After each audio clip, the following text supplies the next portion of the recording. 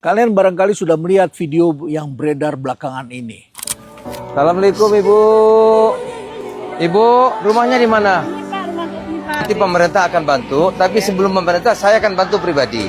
Nanti Ketika kita semua menyaksikan duka yang begitu mendalam di Sumatera, pejabat bergantian berdatangan.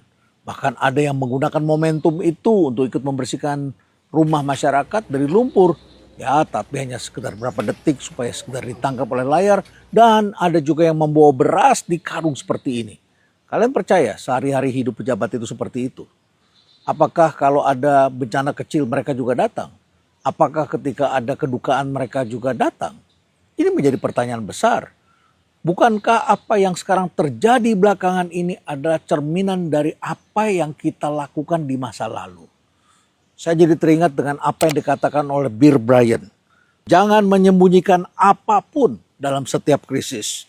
Karena siapapun juga, bagaimanapun juga, mereka akan menemukannya.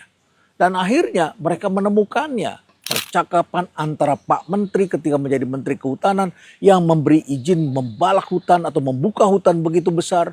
Lalu kemudian ditegur oleh Harrison Ford. Itu dibuka oleh publik. Jangan mencoba untuk menutupi apapun. Karena dalam krisis itu mereka akan menemukannya. Lalu kemudian hari-hari ini kita juga menyaksikan pejabat satu persatu datang. Pesawat ke Medan, pesawat ke Silangit, ke Nias, pergi ke Aceh. Lalu juga ada yang ke Sumatera Barat di Padang dan sebagainya. Berebutan mereka ke sana untuk menunjukkan empati. Tapi pesan saya jangan sembunyikan apapun. Perbuatlah dan lakukan pekerjaan dengan benar. Dan akhirnya juga masyarakat membuka bagaimana Menteri Kehutanan main gaple dengan para pembalap. Dan kemudian akhirnya heboh. Dan hari ini adalah kejadian dari apa yang dilakukan oleh para pejabat kita di masa-masa sebelumnya. Tidak bisa kita lakukan hari ini kejadian hari ini.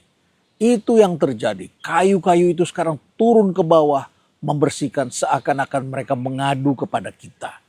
Dan hari ini kita menyaksikan betapa besar duka kita. Anak saya Jombang, J.S. Hairen, seorang penulis yang novelnya bagus sekali, Dompet Ayah, Sepatu Ibu, adalah seorang yang dengan peka dan dengan cepat membaca gejolak dalam masyarakat.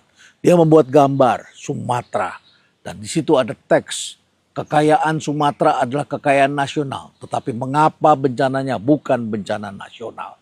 Ini menjadi tanda tanya besar bagi kaum muda. Karena sejatinya alam itu adalah pinjaman. Kita meminjamnya bukan dari orang tua kita, tapi dari anak-anak dan para penerus kita. Bagaimana menurut kalian? Bisakah para pejabat itu menutupi kebijakan-kebijakan yang hanya dengan sekarung beras atau dengan pencitraan sesaat? Stay relevant.